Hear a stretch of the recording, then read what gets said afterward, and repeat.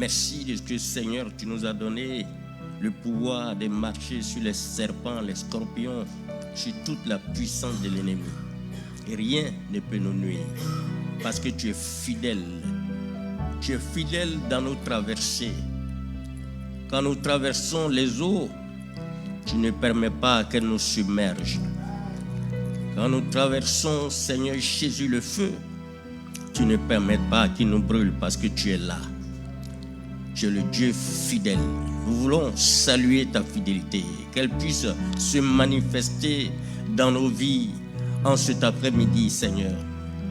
Que la gloire te revienne, Saint-Esprit, confirme ta parole dans les cœurs, dans les vies et apporte la restauration, confirme la gloire de Dieu, la fidélité de Dieu. Merci, Seigneur, au nom de Jésus. Amen.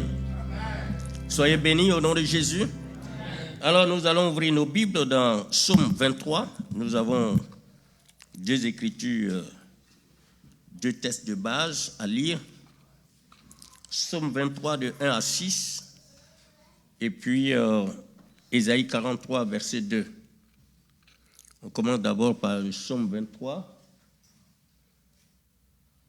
Psaume 23, je vois. Ah oui. L'Éternel est mon berger, je ne manquerai de rien. Il me fait reposer dans de verts pâturages, il me dirige près des eaux paisibles. Il restaure mon âme, il me conduit dans les sentiers de la justice à cause de son nom.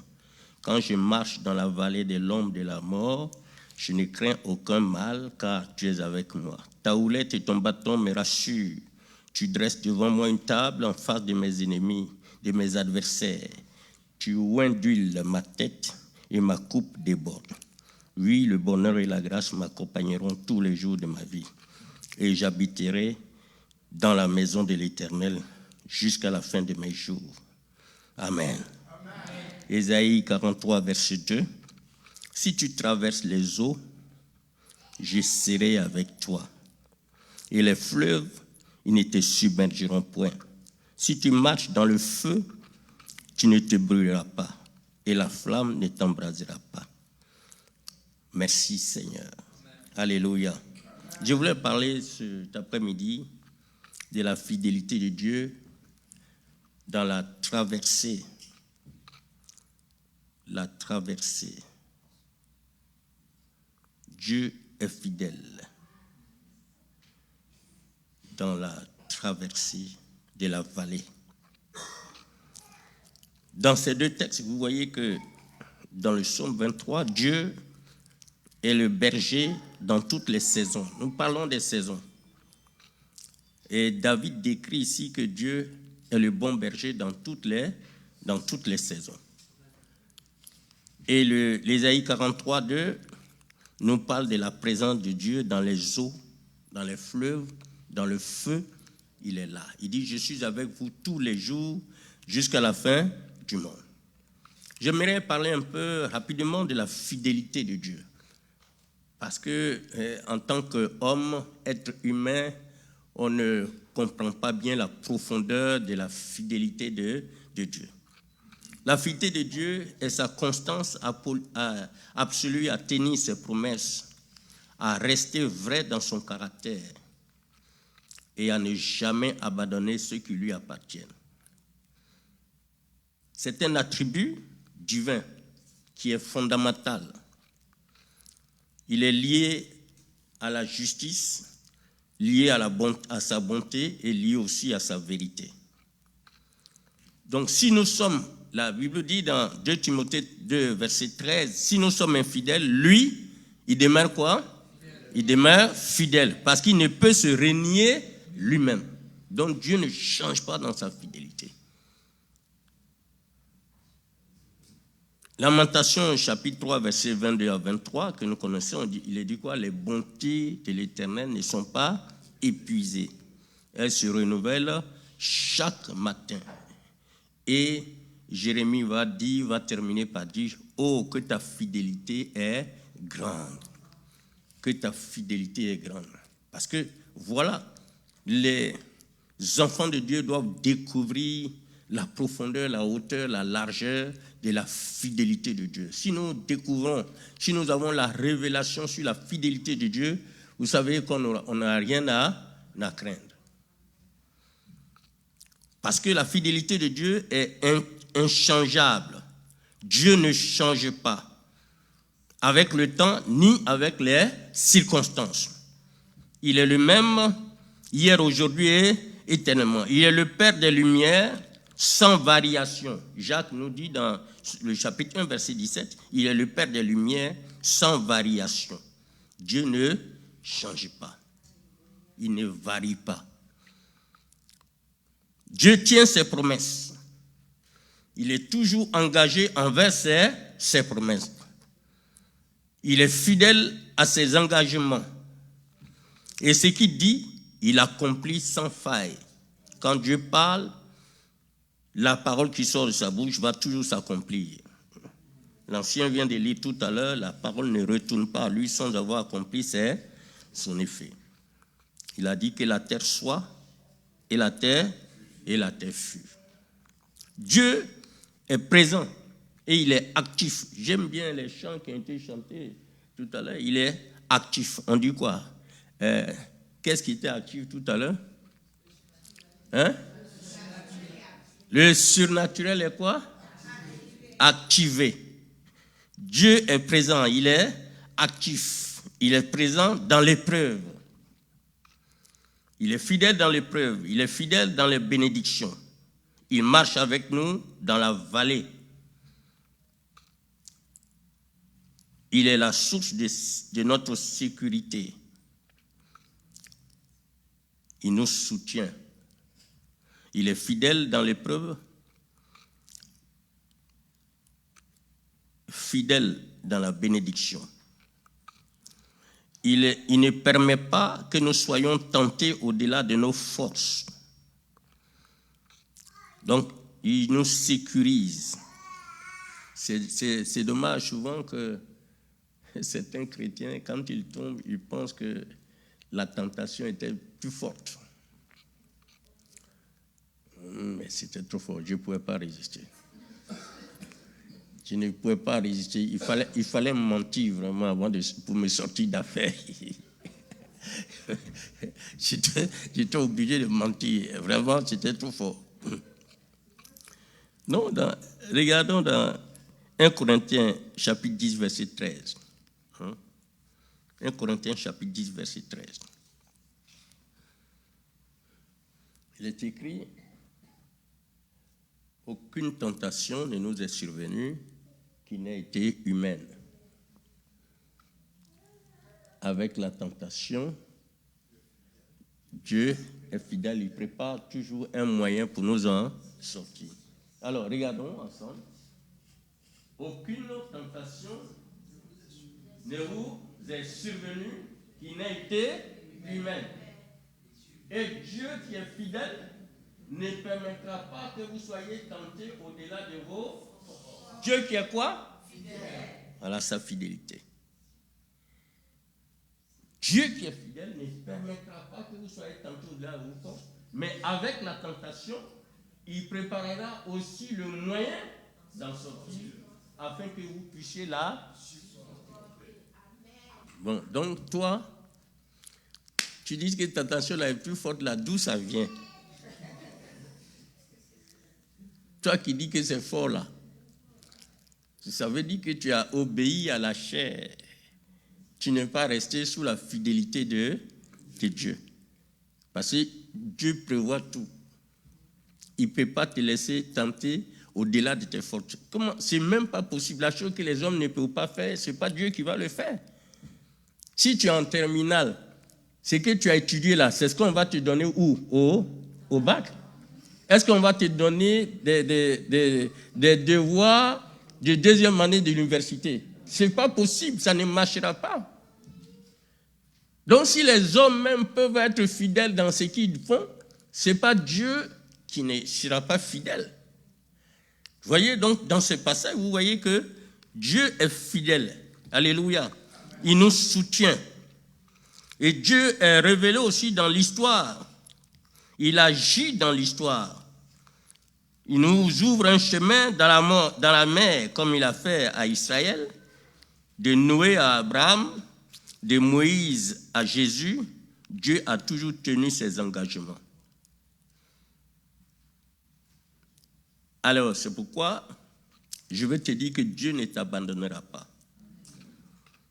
Dans ta traversée, sa fidélité est ton assurance. Je ne sais pas ce que tu vis aujourd'hui. Même si tu ne vois pas encore l'issue, il faut croire que la fidélité de Dieu est déjà à l'œuvre. Parce qu'on dit le surnaturel agira.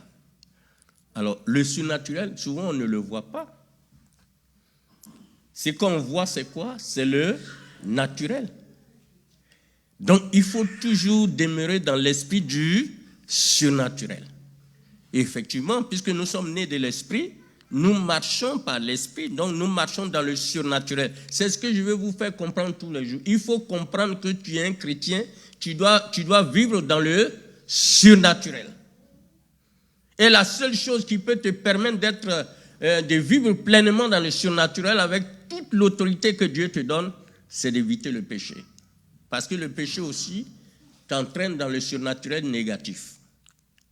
Puis c'est ce que le diable a fait pour tromper Adam et Ève. Dieu a dit, est-ce que Dieu a-t-il dit? Il y a des chrétiens, au lieu de chercher à être remplis du Saint-Esprit, oh Dieu, est-ce que Dieu a dit dans la Bible, on ne doit pas boire? Est-ce qu'il a dit? Parce que lui, il est lié au vin ou bien à l'alcool, donc c'est ça qui l'intéresse comme question dans la Bible.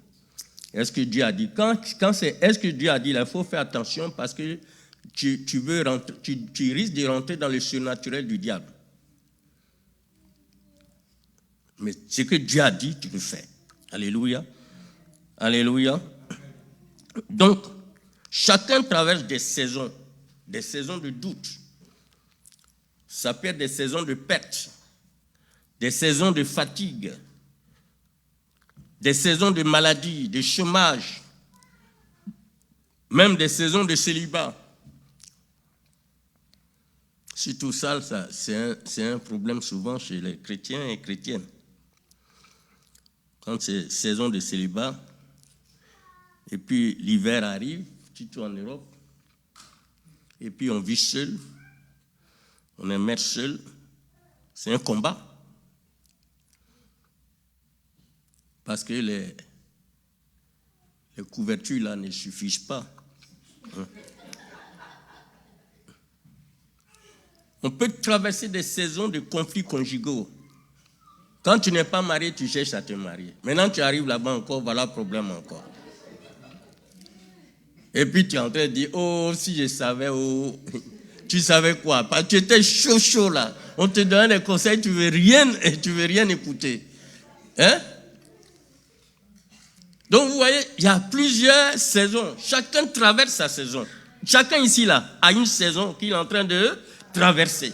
Mais je vais te dire cet après-midi que Dieu est fidèle dans tes traversées. Il est là. La traversée n'est pas la fin. C'est le lieu où Dieu se révèle. Il révèle sa fidélité. Nous avons vu quand même quelques points sur les saisons dans la vie de qui? De Joseph. Les saisons dans la vie de qui encore? De Moïse. On devait voir aujourd'hui les saisons dans la vie de David. Mais toujours, à chaque fois qu'on veut arriver, Dieu met quelque chose encore. Mais ce n'est pas grave. Alléluia. Israël a traversé la mer Rouge. Voilà Israël. Dieu dit à Moïse, libérez mon peuple. Il dit à Pharaon de libérer. Dieu a frappé l'Égypte de 10 plaies. Maintenant, Pharaon dit, allez. Et après, il s'est souvenu que, non, ce peuple-là, que j'étais en esclavage, s'il part, qui va travailler pour nous? Donc ces anciens-là se sont réunis avec ces sorciers-là. Ils ont dit, mais si tu laisses partir ces gens-là, c'est fini, hein? Les pyramides, tout ça là, qui va faire le travail maintenant? Il dit, ah, c'est vrai, hein? Il prend toute son armée. Alors que le peuple d'Israël n'était pas armé. Ils s'en vont. Et ils ont des chevaux. Les autres sont à pied. Quand ils arrivent au bord, et puis le Seigneur aussi les a conduits vers la mer Rouge.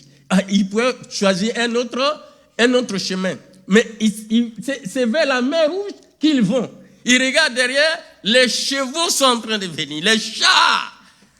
Vous savez que l'Égypte était la première puissance mondiale à l'époque. Les chars derrière. Ils regardent devant la mer Rouge. Il dit à Moïse, toi, ton affaire de Dieu, là, vraiment, tu nous as mis dans les problèmes. Hein. C'était mieux de rester là-bas. Qu'est-ce qu'on va faire maintenant? Il y a plein de chrétiens qui sont toujours comme ça. Quand la mer Rouge est là, il n'y a aucun chemin. Ils sont bloqués. Ils pensent que Dieu n'est pas avec eux. Et Moïse, qui savait que le Seigneur était fidèle, il a dit, ne vous inquiétez pas. L'ennemi que vous voyez là, vous ne le reverrez plus jamais. C'est fini, hein? Vous le voyez venir comme ça. Hein? Mais jamais vous ne le reverrez. Il a prononcé la parole de la foi et connaissait la fidélité de Dieu. Et il se tourne vers le Seigneur. Le Seigneur dit, mais qu'est-ce que tu as en main? Il dit, c'est mon bateau de berger. Il dit, mets-le dans la mer là-bas. Il met le bâton. Voilà. Le chemin est en train de s'ouvrir. C'est pourquoi il est écrit ici, vous voyez, il dit qu'il ouvre un chemin là où il y en avait. Exode chapitre 14. Il ouvre un chemin là où il n'y en avait pas. Donc tu n'as pas à t'inquiéter. Pense à la fidélité de Dieu dans ce que tu es en train de traverser. Si là où tout est bloqué, Dieu, lui, il a un chemin là. Il a un chemin. Et le chemin qu'il a là, c'est pour anéantir tes ennemis et te laisser passer tranquillement. Dieu est fidèle. Et rien ne lui échappe. Il connaît ta route. Ni tes larmes, ni tes silences, rien ne lui échappe. La parole de Dieu dit, ici, Ésaïe 43, verset 2, si tu traverses les eaux, je serai avec toi. Vous voyez, quand Agar, dans Genèse chapitre 16, Agar, elle a provoqué Sarah.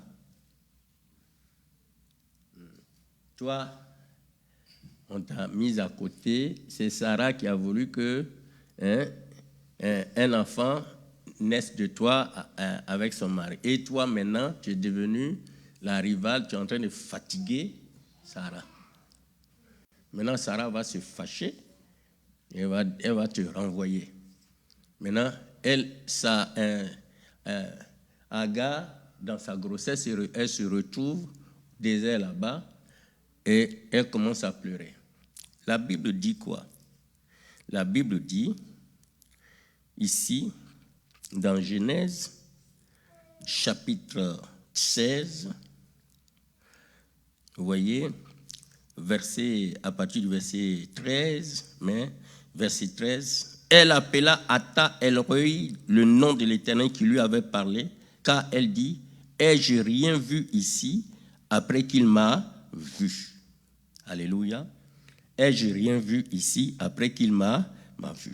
C'est-à-dire, elle est arrivée là, elle commençait à se plaindre. L'ange est venu, l'ange de l'Éternel. Le Seigneur l'a vu. Il est venu, il lui dit, mais tu es enceinte. Mais tu vas enfanter un fils à qui tu donneras le nom d'Ismaël. Parce que l'Éternel t'a entendu dans ton affliction. Alléluia. Dieu est fidèle dans ton affliction. Quelqu'un qui a provoqué les gens, on t'a chassé, mais pendant qu'elle était en train de pleurer, il a dit, l'Éternel t'a entendu dans ton affliction. Et il est venu. Mais il dit quoi? L'enfant qui va naître, il sera comme un âne sauvage. Sa main sera contre tous et la main de tous sera contre lui. Il habitera en face de tous ses frères. Voilà les problèmes que nous avons avec la Palestine et puis les Juifs aujourd'hui. Un âne sauvage, qu'est-ce qu'on va faire avec un âne sauvage? Il est un âne même déjà, il est têtu. Et puis, il devient sauvage encore. Hein? Alors, où vous allez partir avec un âne sauvage? Donc, quand vous avez affaire à des Berbères, des Arabes, et tous ceux qui sont dans les trucs, voilà, c'est des ânes sauvages. Toute la descendance d'Ismaël, c'est les ânes sauvages. Donc, vous ne pouvez rien faire avec ces gens-là. Hein. C'est Dieu qui a parlé, hein. C'est pas moi, je ne suis pas en train d'insulter quelqu'un ici. Hein. Ce que Dieu dit là, c'est ça. Il sera comme un âne sauvage. Donc, vous allez mettre tout. C'est pour ça qu'ils coupent les bras. Leur religion là, il n'y a pas de pitié là-bas. Parce que l'âne sauvage, qu'est-ce qu'il va faire? Coupe les bras. Même si on doit couper ta tête, on coupe ta tête. Et on dit que tu es cafri. J'ai vu une vidéo la dernière fois, il y a un jeune musulman, il a accepté le Seigneur. Son père était très fâché, il a coupé son bras. C'est qu'elle a fait ça. Tu ne peux pas prier ta prière à ton Dieu là. Il ne peut pas changer le cœur de ce petit là. Tu as coupé son bras. Et si c'est ça qui est la solution, l'âne. Mais quand même, Dieu l'a écouté. Hein? Dieu lui a donné un enfant. Tu cherches enfant, il n'y a pas de problème. Mais quel genre d'enfant tu cherches? Quel genre d'enfant tu veux que Dieu te donne? Un âne sauvage? Là, c'est tous les problèmes que tu vas avoir. Alléluia. Maintenant, elle a compris. On dit, la Bible dit ici, quand le Seigneur a parlé, il a dit, elle dit au verset 13, elle a appelé le lieu là, El Roi, le nom de l'Éternel qui lui avait parlé, et elle dit, ai-je rien vu ici après qu'il m'a vu? Ça veut dire, Agar dans le désert, hein, elle dit, tu es le Dieu qui me voit. Je suis perdu, j'ai tous les problèmes, moi je n'ai rien vu autour de moi, mais toi tu m'as vu. Dieu est fidèle. Il est fidèle.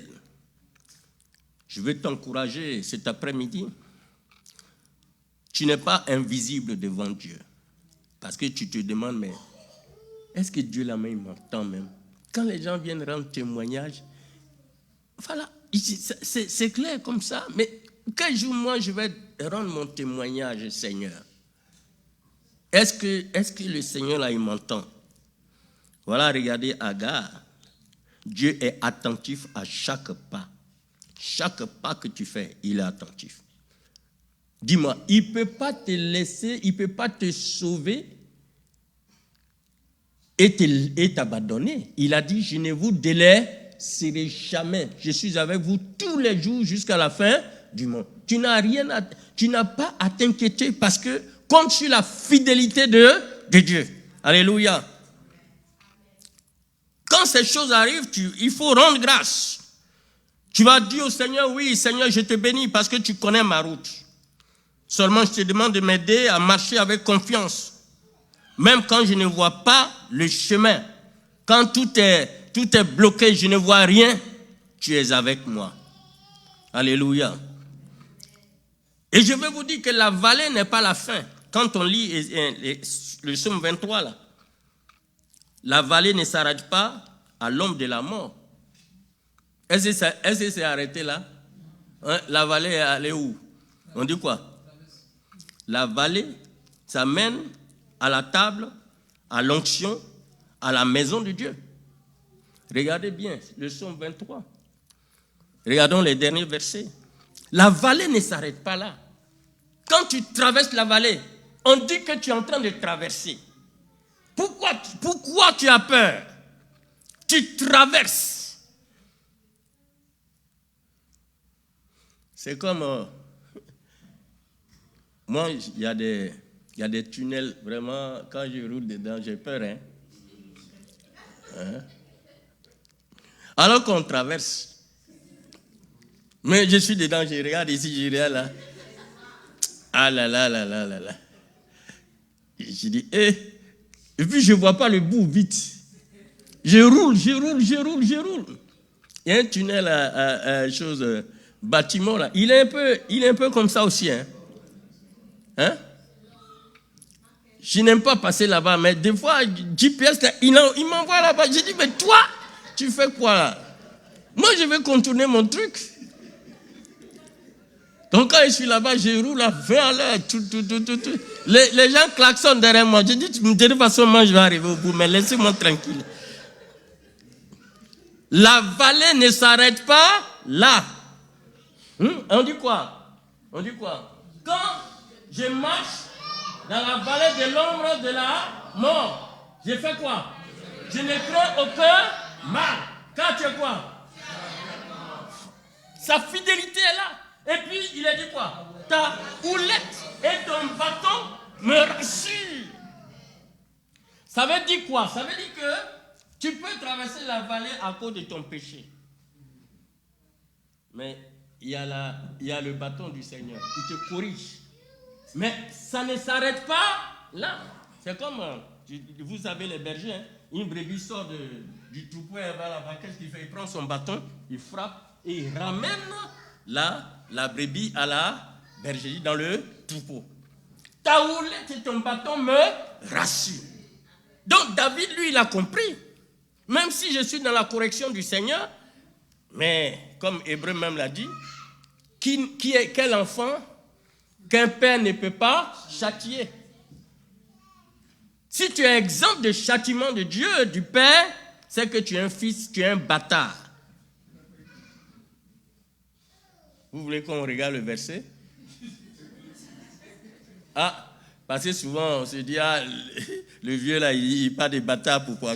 Et regardons dans Hébreu chapitre 10, hein? C'est combien? Hébreu 12, non? Verset quoi? Quoi?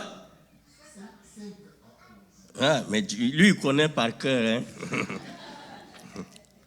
Donc, regardons un peu. Ah, on va revenir sur le somme. Mais vous voyez, c'est très intéressant. Notre Dieu est fidèle. On doit marcher avec la foi. La foi est l'affirmation des choses qu'on espère et la démonstration de celles qu'on ne voit pas. On ne marche pas par la vue. Là, il y a la vallée de la mort. Quand j'étais allé en Israël, on a vu où David était caché dans les grottes. Là, on nous a montré ça. Regardez, on dit quoi? Et vous avez oublié l'exhortation qui vous a adressée comme à des qui? À des qui? À des fils et à des filles. Regardez. On dit quoi? Mon fils, ne fais pas quoi? Ne méprise pas le châtiment du Seigneur et ne perds pas courage lorsqu'il te reprend. Voilà David. Dieu châtie. Mais il ne faut pas perdre courage. Il ne faut pas mépriser aussi ce châtiment. On continue. Car le Seigneur, il fait quoi? Mais il châtie celui qu'il aime. Est-ce que tu n'as jamais châtié ton enfant parce qu'il a fait des trucs, tu veux qu'il soit vraiment bien, et puis il fait des choses que toi tu lui dis de ne pas faire? Tu ne l'as jamais châtié? Chez les Blancs ici, là, on ne châtie pas. C'est pourquoi les enfants là sont gâtés jusqu'à... Mais parce que quand tu aimes, c'est Dieu lui-même dit quand il aime, il faut... Mais si tu es un enfant, tu es mon enfant et puis tu es dans la drogue, qu'est-ce que tu veux? Je dois te châtier. Hein? Tu dois te châtier. Tu ne manges pas? Je dis bon, comme tu drogues, ok, on va rester ici. On prend 3 jours. On va s'enfermer dans la maison là. Tu ne bouges pas. Hein? On dort ensemble. Je vais prier. Il ne mange pas, il ne boit pas. Moi aussi, je ne mange pas, je ne bois pas. On prend 3 jours d'abord. Parce que les enfants là, après 3 jours là, s'il n'a pas changé, on prend 2 semaines. Ou bien on prend 10 jours. Il n'y a pas de problème. Il va être délivré. Il n'y a rien à faire. Il faut châtier. Alléluia. Il châtie bien celui qu'il... Et puis il fait quoi? Il frappe de la verge. Ton bâton est ta houlette. Il frappe de la verge. Tous ceux qui le reconnaissent quoi? Ah, ton bâton et ta houlette me rassurent. Donc tu peux me frapper de ta verge. Parce que je sais que tu me connais. Si Dieu il te châtie pas, c'est que tu es avec le diable. C'est tout. Continuons. C'est pas fini. Supportez quoi? Le châtiment. C'est quoi? C'est comme des fils que Dieu vous traite. Car, quel est le fils? Que quoi? Qu'un père ne châtie pas. Oui, allons-y.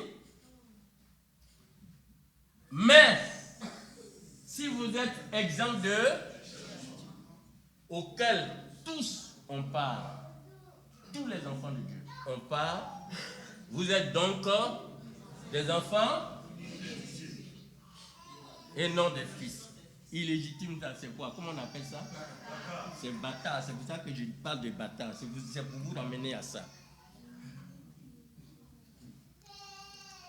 Si Dieu ne te châtie pas, tu es dans le péché et puis il te châtie, il te dit rien. Et puis tu es là toujours, tu es plongé dans le péché. Tu mets matelas là et puis tu mets oreiller et tu dors dessus. Tu dis, hé Seigneur, et puis il n'y a rien. Tu es un bâtard. Il y a des bâtards dans l'église. Parce que si Dieu arrive à ce stade-là, il ne te considère pas comme son fils. Donc c'est pourquoi il faut voir le Seigneur comme ton berger. Alléluia. Le bon berger. Tu n'as rien à craindre. C'est bien compris?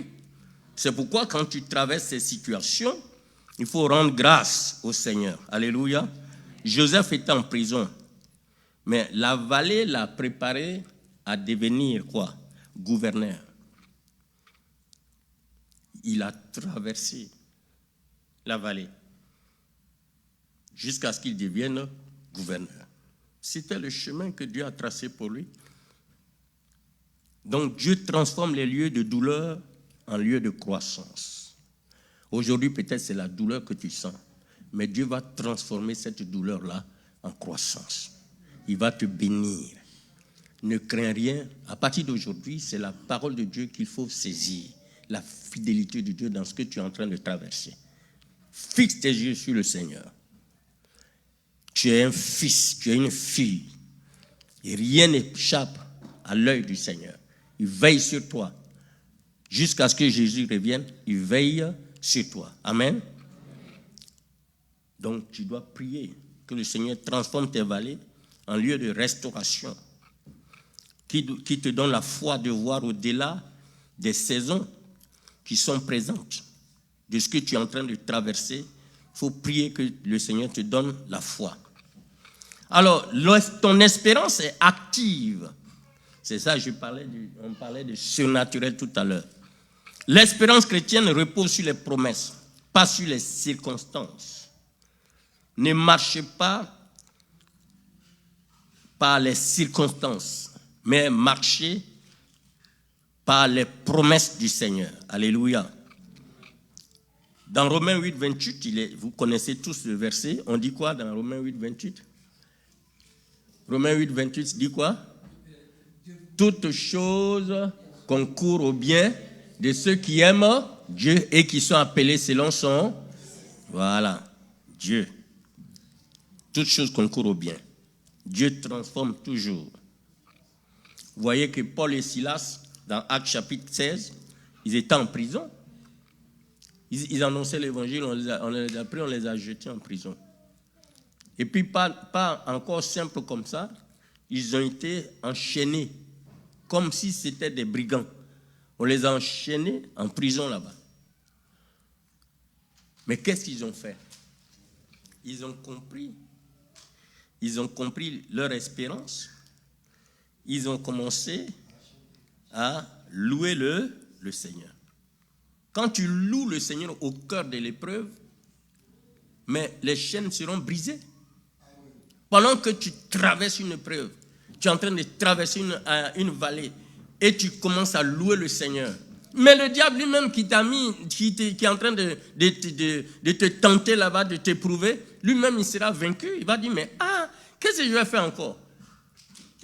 Tout ça là, il est en train de louer le Seigneur. Mais donc, qu'est-ce qu'il faut? Le démon, lui, il va prier les bagages, il va partir.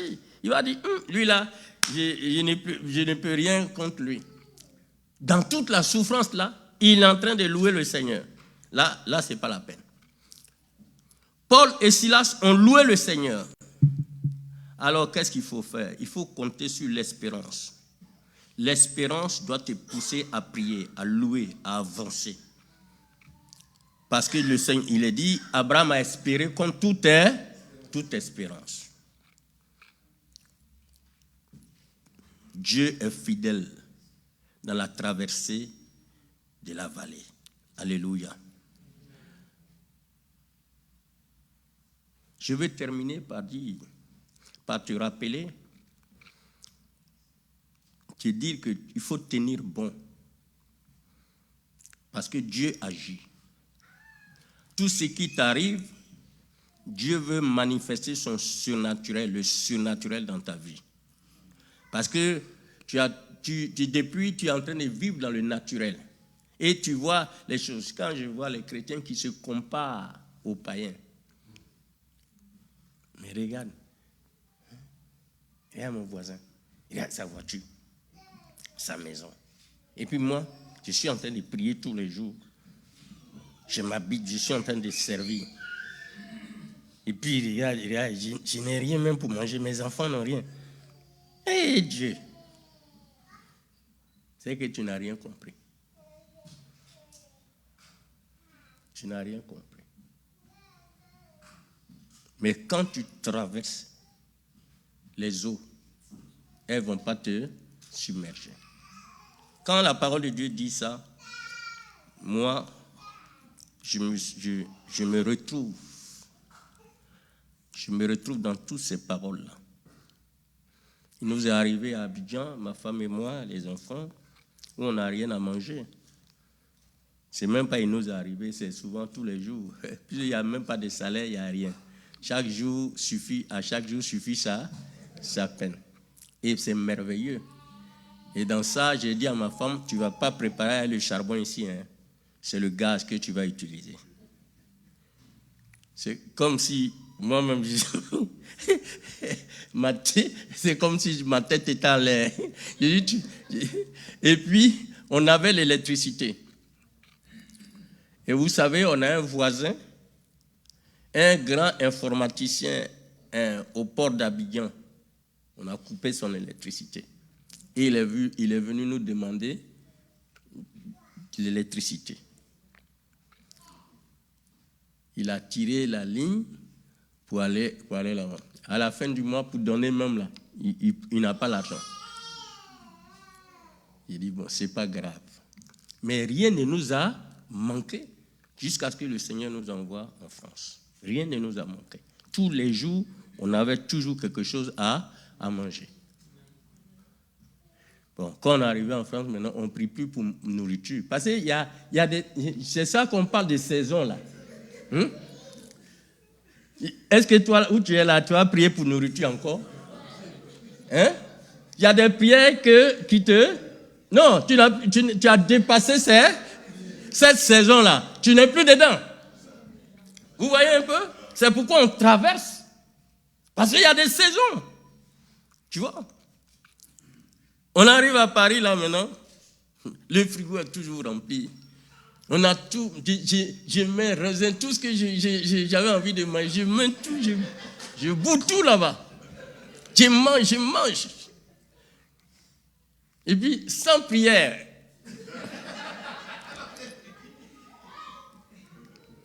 Donc, quand tu traverses la vallée, il faut compter sur le Seigneur. Alléluia. Parce qu'il prépare des grandes choses pour toi.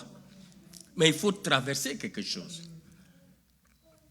Vous voyez? Même le bébé qui vient de naître, il traverse sa vallée. Quand il quitte le liquide amniotique de sa maman, là, il sort de son sein, du ventre, là. La première des choses, l'air qu'il respire déjà, il commence à pleurer. Il dit, mais où on m'a amené ici? Pendant qu'il était dans le sein de sa maman, il tournait quand on va faire la radio, là. Tu le vois en train de tourner. On dit, oh, il est ici encore. Il est là, il est ici. Et puis vous êtes content, vous le regardez là-bas, il est en train de tourner. Maintenant, quand il sort, l'air qu'il respire, la chaleur, commence à pleurer. Qui m'a envoyé ici dans ce monde-là? Et puis c'est dans ça, il commence à grandir. Et puis aujourd'hui, le voilà en cravate, le bébé qui est là. Alléluia. Donc, je veux t'encourager. Il faut te rappeler des fidélités passées.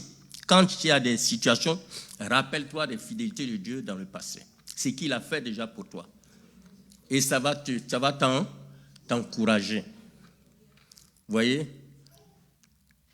Donc, des fois, quand je suis avec ma femme, on roule dans la voiture, on commence à bénir le Seigneur pour sa fidélité. Vous voyez? Et puis ça, on est rempli de joie et en même temps rempli de l'esprit. La reconnaissance. Donc, quand tu traverses des situations, tiens bon, Dieu agit. Il faut te rappeler des fidélités passées de Dieu. Pareil, ces fidélités-là sont la fondation de ton espérance. Parce que quand tu te rappelles, tu vas dire non, ce qui est en train d'arriver, ce n'est rien par rapport à ce qui m'est arrivé avant. Donc, tu continues le chemin. C'est la fondation de ton espérance. Encourage les autres qui t'entourent. Parce que ta traversée peut devenir le témoignage. C'est ce qu'on a fait à Abidjan. On était à la Seine-Mer. On priait là-bas tout le temps. Et puis, des fois même on nous envoyait les fous, les voisins là, ils se moquaient de nous. On dit, mais qu'est-ce qu'il y avait une jeune fille là, elle l'a amenée, elle était folle. Ils l'ont prise à Benjerville dans les maisons d'asile là-bas. Elle était attachée. Et puis, la sœur, il y a une jeune fille qu'on a gagnée au Seigneur. Elle a dit à son mari, non, on n'a qu'à la détacher. On va l'emmener chez le pasteur, ils vont prier. Est-ce que je vous ai dit, il faut l'amener à l'église. Ils envoient la fille à la maison. Tous les voisins voient maintenant la fille avec, comment dirais-je, la salive, tout ça. Ma femme n'aime pas la salive, les morves, tout ça. Ma femme n'aime pas ça. Même quand je fais mon doigt, attention. Maintenant, qu'est-ce qui arrive? Elle a commencé à prier. La fille ouvre la bouche. Vraiment, c'est un fleuve de salive qui sort. Et elle me regarde. Parce que le diable voulait la décourager. Mais elle a compris. Elle a enflammé. À la fin, cette fille a été délivrée. Est-ce que vous savez que quand le Seigneur nous a envoyés en France, tout le quartier, tous nos voisins sont convertis. Ils se sont donnés à Jésus. Ils ont compris que notre traversée là était un témoignage pour eux. C'est pour ça, parce qu'on s'est mariés dans le quartier, pour que tout le monde nous voit notre vie. On ne s'est pas caché pour aller se marier quelque part. Notre mariage civil là, c'était au jardin du quartier. Et c'est pour ça aussi, aux obsèques, on est reparti dans le même quartier, là où on s'est mariés. On a fait nos obsèques, on a fait les obsèques des mamans là-bas aussi. Et tout le quartier était là. Ceux qui étaient des enfants sont devenus grands. Ils étaient tous là. Donc, mon frère et ma soeur, je vais te parler cet après-midi. Ne crains rien. Le Seigneur est avec toi dans la vallée que tu es en train de traverser. Alléluia. David pouvait dire, l'Éternel qui m'a délivré me délivrera encore. L'Éternel qui m'a délivré de la griffe des lions et de la patte de l'ours me délivrera aussi de la main de ce Philistin. Et Saül a dit à David, va, et que l'Éternel soit avec toi. Alléluia. Donc David connaissait la fidélité de Dieu. Les Saül, là, ils avaient peur de Goliath. Grand comme ça, lui, Saül, c'était un homme bien grand. Mais quand devant Goliath, il n'était rien du tout. Un roi qui a peur. Puis un enfant de 17 ans, il vient. Il dit, bon, je vais combattre. Il dit, toi là, quelle expérience tu as? Hein? Moi-même là, je te dis, toute l'armée est là en train de, tous les jours, ça fait près de 40 jours, l'autre là, il est en train de défier tout le monde. Et puis toi, petit là, tu viens, et il lui donne son armure. Mais toi-même, tu vois, tu comprends. Un enfant, tu lui donnes toi ton armure, gaillard comme ça. David, bon, par respect, il a porté tout le temps grou. Il dit, ah, mon roi, pardon pour prendre ça. Moi, j'ai ma fronde. Alléluia. J'ai ma fronde. C'est avec ça là. J'ai chassé l'ours, les lions, tout ça. Je vais utiliser cela. Il dit, lui là, il est trop fort. Hein? Vous lisez l'histoire, vous allez voir. Et David dit, non, celui qui m'a délivré des lions là, il va me délivrer de ce Philistin là, qui n'est rien du tout, qui est en train de défier Dieu. Est-ce que tu sais que quand quelqu'un t'attaque, il est en train d'attaquer Dieu? C'est pour ça qu'il faut être fier de ta vie spirituelle. C'est pour ça qu'il faut fermer les portes. Il faut connaître ton identité. Si tu es sévère, tu fermes les portes. Si quelqu'un veut te toucher, la Bible dit quoi? Vous êtes le temple du Saint-Esprit. Si quelqu'un veut détruire le temple, qu'est-ce qu'il fait? Et qui détruit? C'est Dieu qui détruit. Aujourd'hui, on a peur parce que nous-mêmes, on n'est pas sûr de on n'a pas cette assurance-là de notre sécurité avec le Seigneur. Donc, quand quelqu'un nous menace, mais il est méchant vraiment, pasteur, viens prier, oh, viens prier. Non. Tu dois rester dans ton assurance. Parce que celui qui est en toi est plus grand, plus fort et plus puissant. Tu n'as rien à craindre. Alléluia. Tu n'as rien à craindre. Je vais terminer. J'avais un cousin. Lui, chez nous, vous savez, les gens sont sorciers, ils ont des masques. Hein? Voilà. Donc, quand je me suis converti, bon, j'étais allé chez mon cousin à la maison, et son grand frère, un grand sorcier, il me pose des questions. Tu es chrétien? Est-ce que les masques, tout ça? J'ai dit, mais je n'ai rien à voir avec les masques. Il dit, ah bon? Et si tu arrives au village que mon masque est en train de sortir, il sort et puis il te parle. J'ai dit, ton masque ne doit pas me parler. Il ne doit pas me parler. Je n'ai rien à voir avec ton masque. Il dit, ah bon? Si jamais tu fais ça, si je suis là-bas, si mon masque sort et que tu fais ça, mais tu vas avoir des problèmes. J'ai dit, non, moi, je n'aurai pas de problème. Le Seigneur me garde. Il était fâché. Moi, je ne savais pas. Hein. Quand je suis sorti, il m'a dit, tu vas voir, ton Jésus, là, on va voir. Quand je suis sorti, qu'est-ce qu'il a fait? Comme ils ont l'habitude, à l'entrée de la porte, là, il a mis leur truc, là, un cercle façon, là, pour que, en traversant, je sois frappé par soit un mal de tête ou bien un mal de ventre et tout ça. Je suis sorti, je suis allé voir mes amis, on a prié, et puis je suis revenu. J'ai traversé le truc. Et ils étaient tous assis. Parce que mon cousin direct qui avait la maison à lui, il a peur de son grand frère.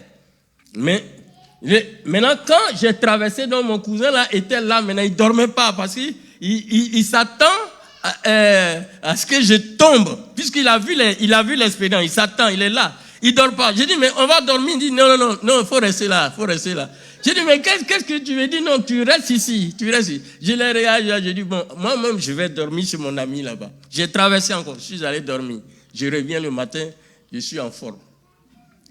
Il dit, ah, vraiment, ton Jésus là, il est vraiment Jésus. J'ai dit, mais toi, tes trucs que tu vas mettre sur la porte là, ça va me servir à quoi? C'est rien du tout, mes frères. Restez, comptez sur la fidélité de Dieu dans la traversée de la vallée, dans la traversée du feu. Regardez, quand les compagnons de Daniel ont dit, nous, droit, on peut t'obéir, mais ça là seulement, on n'est pas dedans. Il dit, ah bon, allez, jetez-les dans le feu là-bas. Ils sont partis dans le feu. Qui était là-bas? C'est le même roi là, il a vu encore une quatrième personne. Il demande à ces sorciers là, mais attends, on n'a pas jeté 3 personnes là. Ils ont dit, mais roi, c'est ça. Il dit, mais je vois une 4e personne là. Jésus était là. Il était présent là. Il dit, promenons-nous dans ce feu là. Oui, c'est quoi? Promenons-nous. Les habits, rien n'était brûlé.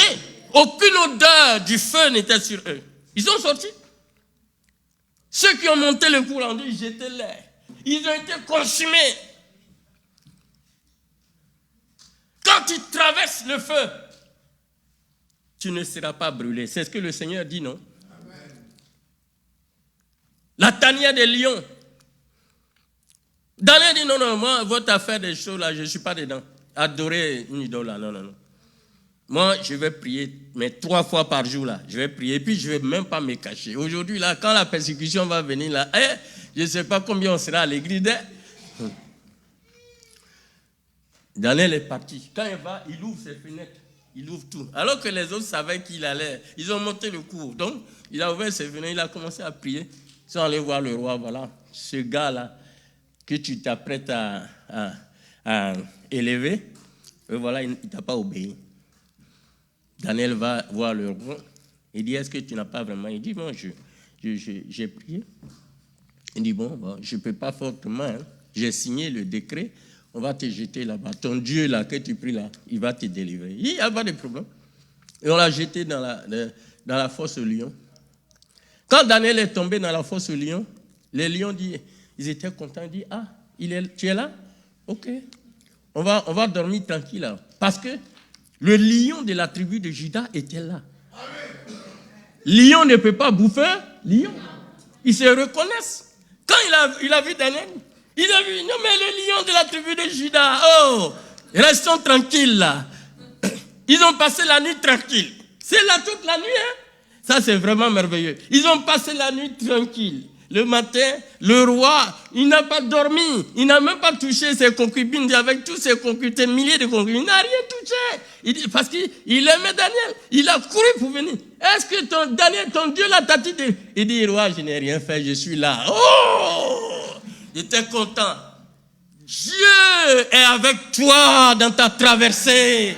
Tu n'as rien à craindre. C'est l'ennemi qui sera vaincu. Donc le roi regarde, il dit, qui a monté le coup là? Chacun commence à indexer l'autre. Il dit, prenez tous ces gens-là avec leur famille. Allez, jetez. Parce que les lions n'ont pas mangé toute la nuit. Ils avaient faim maintenant. Jetez-les là-bas. Dès qu'ils sont tombés, ils ont été tous avalés. Donc, si c'est sorcier, quel que soit son nom, qui est en train de te fatiguer, ne crains rien. Parce que tu es avec le Seigneur.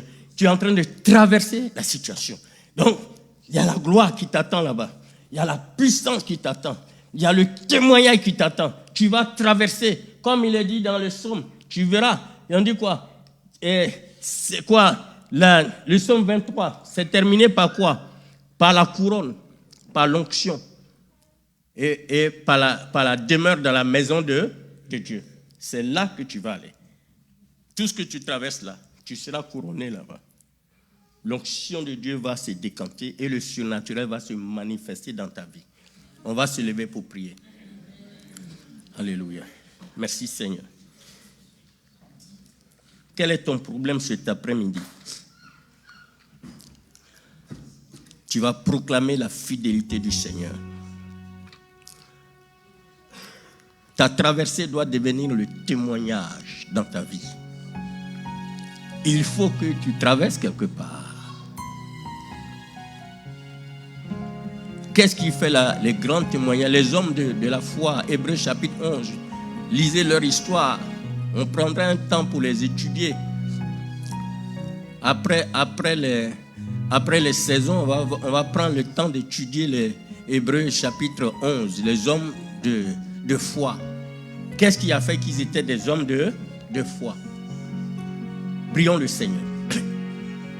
Bénis le Seigneur pour sa fidélité dans ta traversée. Tu connais la situation que tu traverses maintenant.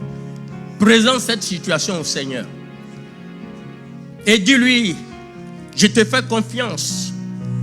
Je sais que tu es fidèle. J'ai choisi de marcher avec foi. Je proclame ta fidélité, Seigneur. Merci pour ta fidélité qui ne faillit jamais. Bénis-le. Demande-lui de t'aider à témoigner de sa fidélité autour de toi.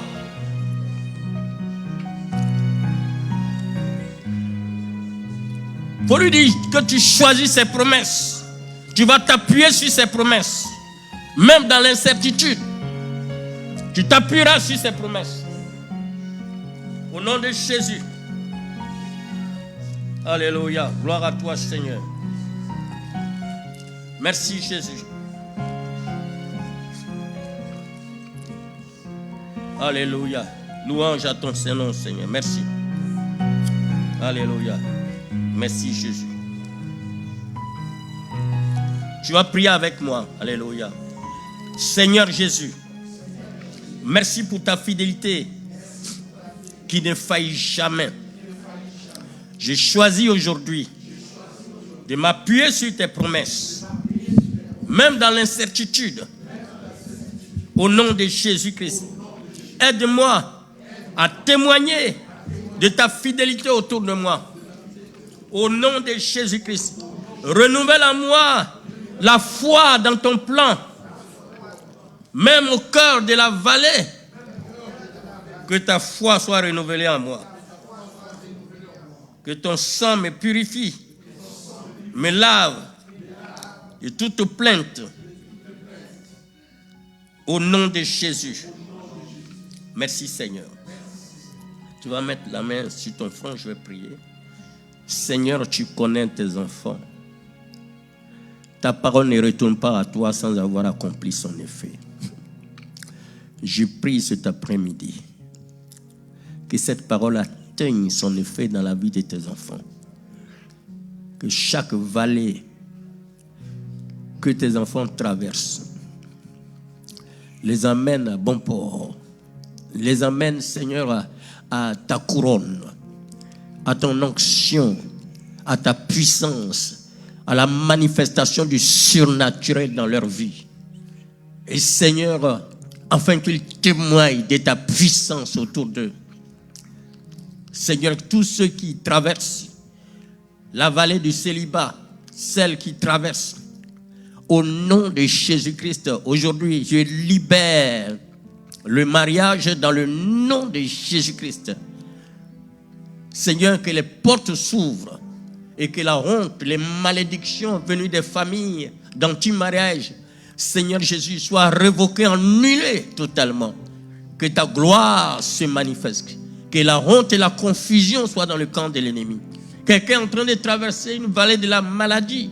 Seigneur Jésus-Christ, au nom de Jésus, toi qui guéris toute maladie et toute infirmité, je proclame cette guérison au nom de Jésus-Christ. Quelqu'un est-il tourmenté par les esprits mauvais?